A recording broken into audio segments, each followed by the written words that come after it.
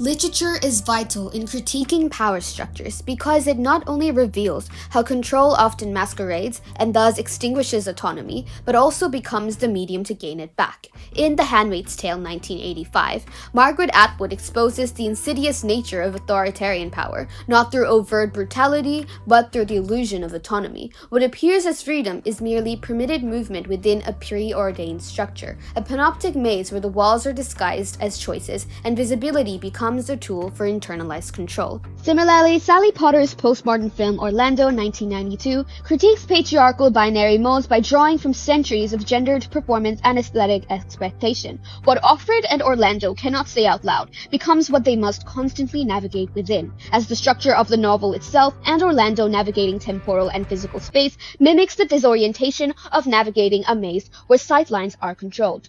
The wall in The Handmaid's Tale with the hook stages state violence into a constant visible horizon. Melting heads and smile of blood contort familiar, positive images of snowmen and smiles with grotesque imagery that appear eerily theatrical, with searchlights evoking a stage. With this curated visibility, the maze then is made of spectacles, engineered detours of terror that lead back to submission, its inmates complicit through inaction for survival.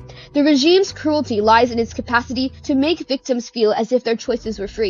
The air, bright with adrenaline, red spreads everywhere. Tides of clothes and bodies uses synesthetic confusion, smell, color, motion, creating a violent sensory disorientation, stripping the women of individuation. What appears as a moment of empowerment is rage redirected into state-sanctioned violence, ensuring that even rebellion becomes a tool of control. The quote, freedom to and freedom from, is a juxtaposition that reconfigures freedom as something to be traded in exchange for security. This false dichotomy and reduction of freedom to a binary renders Gilead's ideology digestible and absolute. The novel thus critiques not just the architecture of power, but the psychology that maintains it, reminding us that the most effective prisons are those walls we no longer question. If the maze is carefully curated, its prisoners may come to feel protected by its walls. Offred's interior narration becomes an act of linguistic resistance. She observes she is a two-legged womb, a clinical metonymy that reflects how the regime reduces women to functions. Atwood forces us to confront what Gilead erases,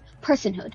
I compose myself. Myself is a thing I must compose, as one composes a speech. Offred says, the anaphora and metatextual chiasmus create rhythmic control, mirroring her effort to stabilize her identity through narration. She may be confined externally, but the mind in Gilead becomes the lost unsupervised space, and Offred constructs it as carefully as a text. This motif of language as resistance intensifies in the illicit phrase carved into her cupboard. Don't let the bastards grind you down.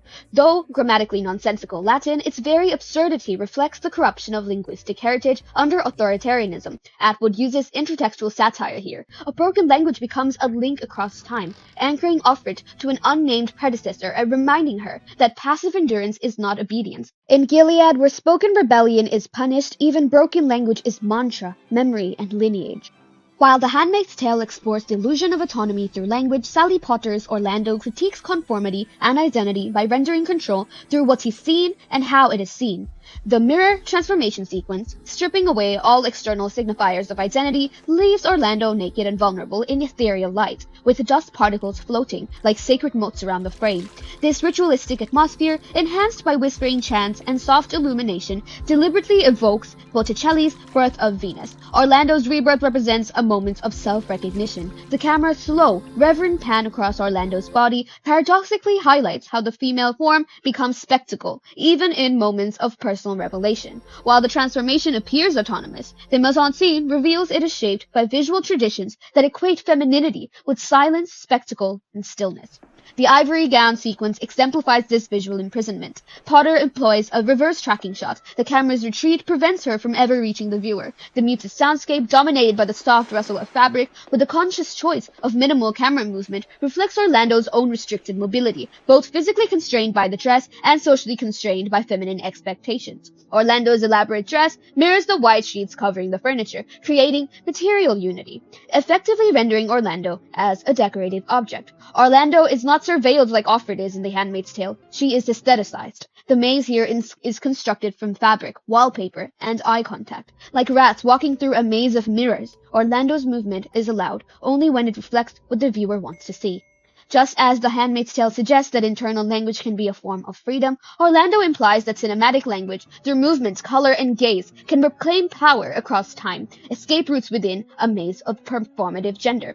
The handheld cinematography, as female Orlando flees through the labyrinthine hedges, marks a crucial transition where Orlando reclaims agency through movement. The framing becomes chaotic, mirroring her frantic movement and psychological urgency, her dress now more pronounced against the maze's foliage, rather than blending passively with her surroundings. This chromatic shift to the vibrant blue of her dress, a color both organic and live, suggests alignment with self. She pulls up her skirt, no longer letting them define her pace. The transformation from static, decorative femininity to a more pronounced silhouette becomes agency.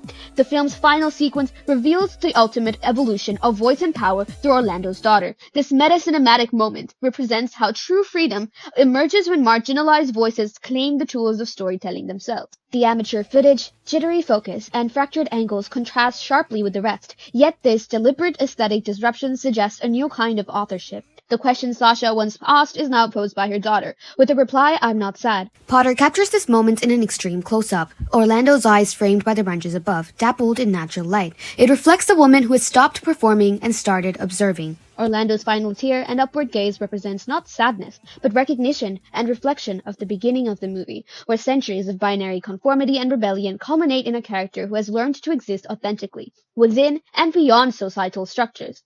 Both Atwood and Potter show that oppressive power structures are often sustained through what is unseen, unsaid, or unquestioned. Their protagonists seek escape through narrative and cinematic reconstruction, reflection, and movement.